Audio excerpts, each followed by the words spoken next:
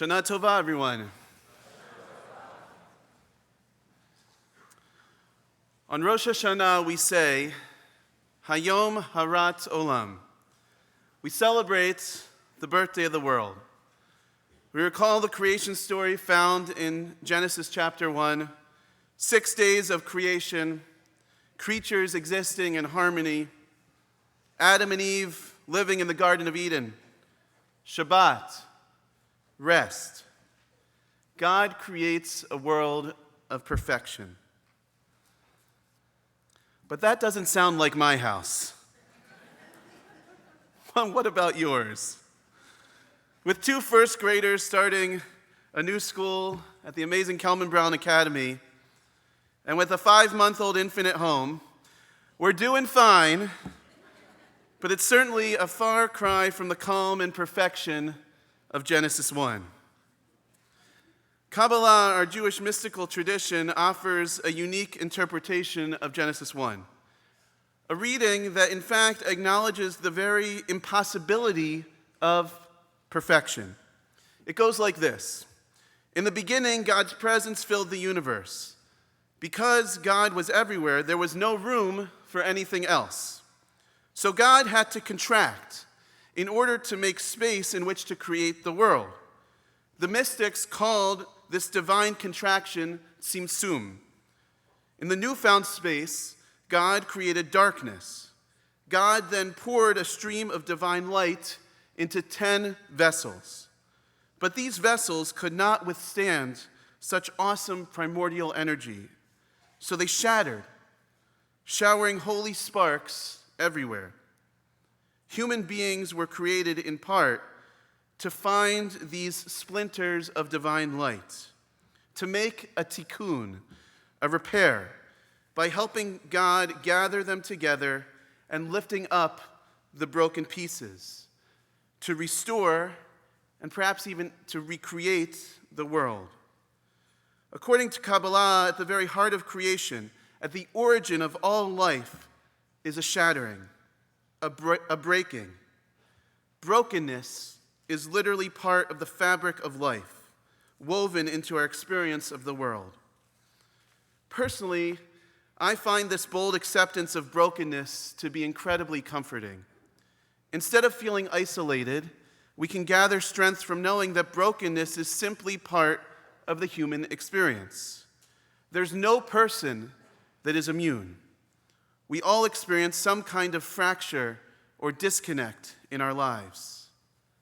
Brokenness. And today, Rosh Hashanah, the beginning of a new year, comes after some really rough days and months and years. Do you feel worn down or overwhelmed? Have you experienced a loss this past year? So many people have told me in recent months that they are simply tired. Yes, a physical fatigue, but more pervasive is an emotional fatigue. Does that resonate with you? Brokenness. The fatigue is not only personal. We live in a fractured country where many struggle to talk to one another or respect opinions that are different from their own. Inequality, racism, and anti-Semitism are pervasive. If our economy is not broken, then at least it is displaying serious cracks. And then there is the pandemic. COVID has had a seismic impact on our country and our world, socially, emotionally, and economically. And I believe that this has led to a spiritual depletion and brokenness. But wait just a second. I can hear my 4th grade teacher's voice now. Brian, don't forget to always define your terms. Good point, Mrs. LeBaron. When I say brokenness, I think of a definition offered by Jewish author and therapist Estelle Frankel, who said that brokenness comes from, quote, the times when our lives, as we have known them, are shattered by the intrusion of fate or disappointment. Brokenness is defined by any kind of loss, struggle, disappointment, or pain. Who among us has not experienced pain heartbreak, struggle, or loss? What brokenness are you carrying with you as we end one year and enter a new one? The media and social media do not help. On the one hand, they feed us the message that the world is a mess. The world is broken. We turn on the news at night and we see a picture painted of a world on fire. Brokenness. On the other hand, there are aspects of social media that send the message that everyone needs to be perfect. People share the, quote, perfect photos and sound bites of the perfect relationships and families. Infomercials tout products designed to fix our face, our hair, our weight, our scars. The role models for our young people today are picture perfect, carefully crafted, sculpted, airbrushed celebrities. Together, the message rings clear. The world is broken around us, and we don't measure up to the perfection that is held as an ideal. Oy. As a result, sadly, we live in a world in which we are encouraged and sometimes even pressured to keep our broken edges hidden. Too many people struggle with mental or physical illnesses, addictions, financial worries, family strife, and more in the shadows or behind closed doors. Unlike our secular culture, our Jewish tradition has a much more accepting and loving view of brokenness. There are powerful Jewish teachings that instruct us not to run away from our pain or our struggle, not to try to hide our brokenness, but rather to embrace it, to wrest meaning and blessing out of it. The Jewish view could perhaps be best summed up by the teaching from the early 19th century Hasidic rabbi Menachem Mendel of Kutsk, who said, "There is nothing as whole as a broken heart." A midrash illustrates this idea in a teaching about the two sets of tablets that the Israelites received on Mount Sinai. We know the story from the Torah. While Moses is receiving the Torah from God on Mount Sinai, the Israelites become restless and turn to idol worship in the form of a golden calf. Upon his return, Moses is so infuriated that he hurls the two tablets of the covenant to the ground, smashing them into pieces. After the requisite punishment of the people from God, Moses then must again return to God atop Mount Sinai in order to carve out two new stone tablets. Now, it's noteworthy that the Torah, normally overly focused on details, does not say anything about what happens to that first set of tablets. We are left to wonder, what happened to those shards? Did someone clean them up and throw them away? Were they left on the ground? Were they buried? Well, with incredible insight, the rabbis of the Talmud tell us that the broken tablets were actually placed in the ark alongside the two new tablets. And these two sets of tablets, both broken and whole, traveled with the people into the promised land. I have to imagine that those broken shards were awfully heavy, both physically and emotionally. They must have triggered intense feelings of imperfection. Yet those broken pieces were given the highest seat of honor, as if to say, our broken pieces are part of us. We can learn from them if we cherish them and hold them with loving care. How many times have we buried our own feelings of pain or hurt, not giving ourselves the space to feel, accept, or acknowledge our emotions? How many times have we pretended to be okay when we are not? The rabbis of the Talmud were not just solving a textual problem. They were offering a worldview and, I believe, a universal teaching. Do not bury your broken shards, cover them up, or discard them. Rather, place them in the ark inside you. Our broken edges are a part of us. Hold them with tenderness Honor them as real, authentic, and integral to who you are. The ark becomes an embodiment of our own hearts that are both whole and broken. Remember, there's nothing as whole as a broken heart. I've long admired the writings of Shel Silverstein, but in recent years his work has become particularly special because whenever we visit my sister Andrea and brother-in-law Dan in Massachusetts, each night at bedtime, they make it a point to read Shel Silverstein poems and stories to my children, Meir and Gavi. The kids love it, and I cherish it because I get to watch Andrea and Dan shower them with unbounding love. Each night together provides me with a special sense of wholeness. One of my favorites of Shel Silverstein's books is entitled The Missing Piece. It's about a circle. Imagine a Pac-Man looking figure that is broken. A circle that's broken. It's missing a wedge-shaped piece. Unhappy to be missing its piece, the circle sets out to find it. As it rolls along, it sings a little refrain. It enjoys the scenery along the way as it sings, "Oh, I'm looking for my missing piece. I'm looking for my missing piece. Heidi-ho, here I go. I'm looking for my missing piece." Silverstein writes, because he is missing a piece, he can't roll very fast. Thus, he can stop and chat with the worm. He can smell the flowers. Sometimes he overtakes the beetle, and sometimes the beetle overtakes him. These are the happiest moments for the circle.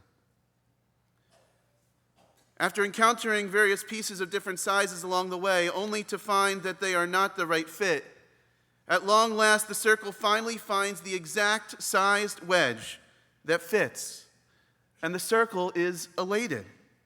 Now it can roll along quickly, but soon the circle realizes that it can no longer do the things it used to enjoy, like singing, or rolling slowly enough to appreciate the company of the worm or the butterfly. The circle decides that it was happier when it was searching for the missing piece than when it had it. So, it gently puts the piece down and happily goes along its way. Whenever I read this story, I find myself thinking about other things that could be considered broken or missing a piece or cracked. What about the Liberty Bell? It sounded only one time, which caused its iconic crack. It has become a beloved symbol of American freedom. What about breaks in the clouds that allow beautiful rays of light to shine through? Or think about geodes, those plain, round, gray rocks that, when broken, reveal wondrous, beautiful crystals of all colors inside. Our brokenness does not need to break us. Brokenness is not a curse or a punishment. It comes with being alive. In fact, experiencing brokenness not only makes us more human, but it often helps us to reach higher than we ever did before.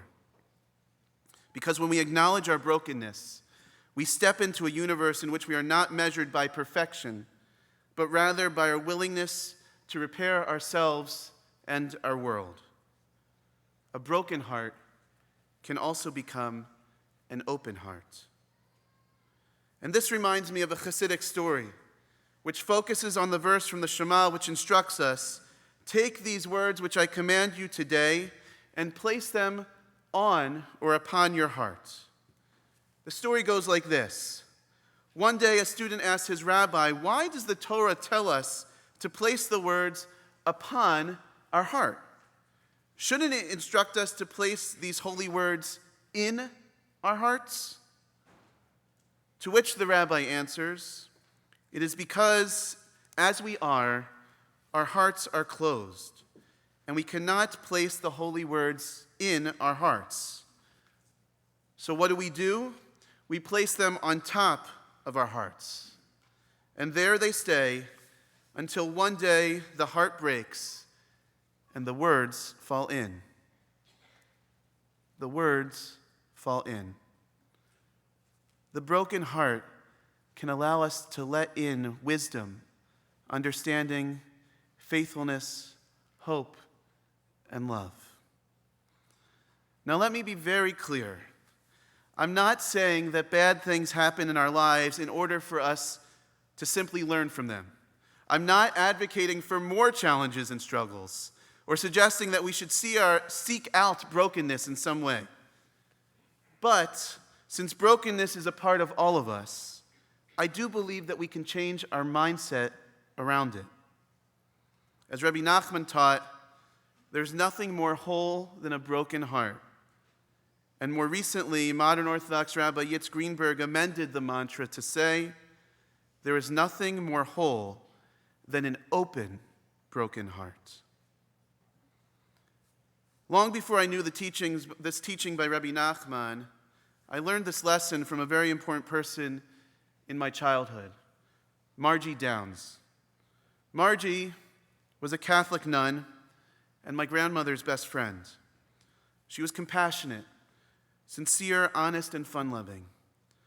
One minute, she would be sharing her spiritual findings with us, a conversation she had with Jesus, perhaps, and the next minute, she would be teaching us silly, borderline inappropriate songs, such as Mickey Mouse's underwear flying over Delaware. Being from Delaware, young me thought that song was absolutely hilarious. But you see, Margie lived a life of walking with God. And in doing so, she taught me deep truths about faith, kindness, and love. She died from complications of hepatitis B at the age of 59.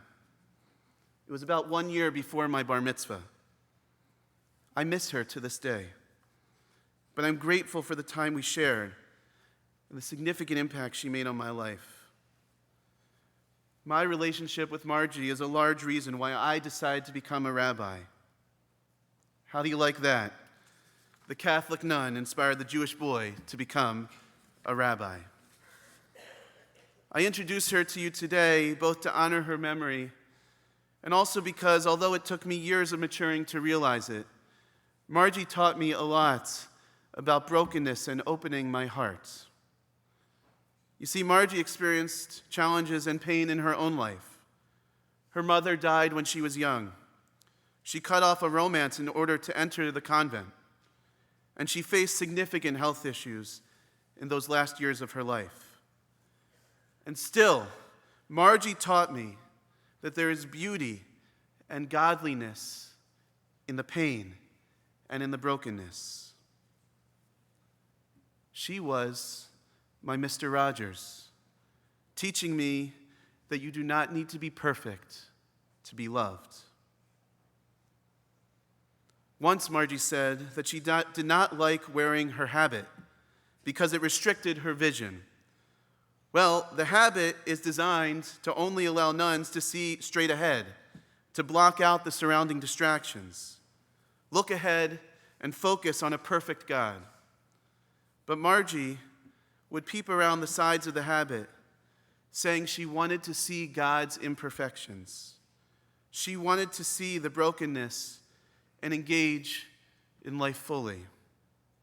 Margie helped to crack my heart open. Margie's legacy helped to teach me, and in turn, I hope all of us, that we can transform our thinking. We can look into the proverbial mirror and see not only the cracks in our physical appearance, but even more the cracks in our souls. And we can understand that they are part of the human condition. It's what it means to be human. We are imperfect.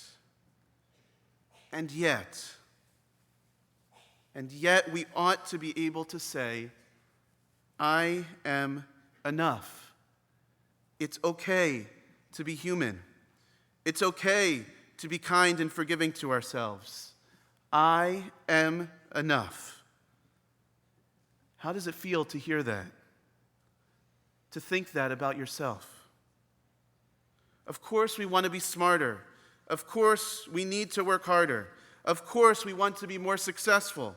Of course we want to be better in our relationships. Of course we want to do more, be more, achieve more. That's also part of the human condition. I feel this pressure all the time. I think I'm not a good enough husband, father, brother, and son. I'm not a good enough rabbi. Have you ever felt this way? I imagine that you have. But here's the thing. While we may never be perfect and broken as we may be, we still have enough within us to move forward. Now, I want to pull back the curtain a bit here, give you some behind-the-scenes thinking of a rabbi. To have an opportunity to speak before the entire congregation each year on the high holy days is a tremendous privilege, and one that I certainly do not take lightly. It's a privilege, but also a responsibility. I get one shot per year to share a message that feels important to the given moment to everyone. And generally, as I think about what I want to share, I feel it's important. Really, it's my job to challenge everyone. Judaism says we can always do and be better. It's not about perfection, but rather progress. Most of the time, we need to push ourselves. In many ways, that's what the High Holy Days are all about, pushing ourselves to change, to grow, to evolve. However, I think this is a rather unique moment. The last few years have been incredibly challenging for all of us. This is a moment where I feel less inclined to challenge and more inclined to embrace. I want to tell you that you are enough. Melissa Camara Wilkins, author of the book Permission Granted, Be Who You Were Made to Be and Let Go of the Rest, writes about this idea of being enough. She says, quote, "You are enough just as you are, just as you were made to be. Being enough does not mean that you can't grow and improve. It does not mean that you worked long enough, tried hard enough, presented well enough. It doesn't mean that you never need help or are by any means perfect or a finished product. It is simply who you are. The you that you are is enough." Or, as Camara Wilkins writes, "You are enough means that you were made to be you, as you are, on purpose." And then she continues, "You are enough as you are, mess and all, beautiful and broken, and yet showing up for your life each and every day." To me, this does not mean that we cannot be better or do better. Rather, it means that we have enough within ourselves, enough strength, enough ability, enough resilience, enough soul to deal with that which is broken and to overcome or transform it. That's what tshuva, tefillah, and tzedakah are about. Tshuva is change. We have enough to make a change. Tefillah, prayer, we have enough to reach out to God, to find in prayer the strength to go forward. Tzedakah, we have enough resources to share with others and to help others along the way. And I think this is a key message for the new year of 5783. We are enough. We are enough in the sense that we have enough within us to help to heal what is broken in ourselves and in others, and to meet the challenges of these past years and the years to come. And as a TBS community, we have proven it by the fact that we have stayed together as a community despite all the challenges that we have faced. And while we may never be exactly the same, we may, in fact, be better. We have discovered that we have enough capacity to help those who can't come and be with us in the sanctuary. While we want people and encourage people to join us in person, we have the ability and the resources to reach out to those who can't. 2 years ago today was a shattering experience. To go through the High Holy Days with no one in the sanctuary.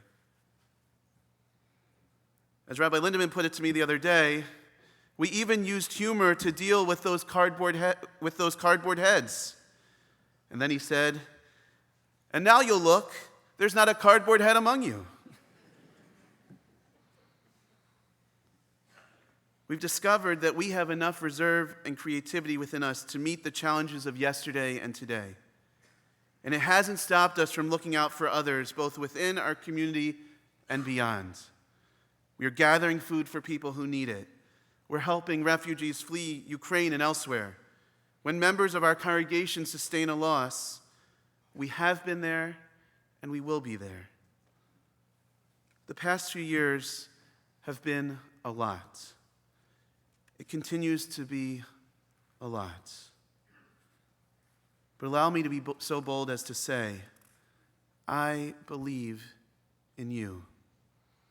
I believe in us. There's much work to be done in the new year of 5783. But perhaps it begins with the opening of our hearts. Opening our hearts to be kind to ourselves and to others. Opening our hearts to the belief that our breaks and our cracks are beautiful and holy. Opening our hearts to the understanding that that which makes us feel broken may be the very places and opportunities where we can let God in. And opening our broken yet magnificent hearts to the realization that we have been through a lot, but we are strong. We have enough within us. We are enough. And there's one more thing that I'd like to recognize. Look around. Really, look around. We're not alone. We have each other to help fill the cracks with love, kindness, and support. Together, collectively, we have enough wisdom and enough strength to be a blessing to each other. Our broken tablets can come to be a steady foundation on which to build a lifetime of growth, as long as we do it together. I hope and pray that this new year of 5783, we can embrace our broken places and seek healing. May all of us, our whole selves, broken and whole pieces together, be honored. May we realize that we are enough. We have enough to move forward. May we recognize that God has given us this sacred task, and may we walk forward together into the new year, perfectly imperfect, broken and whole. Shana Tova.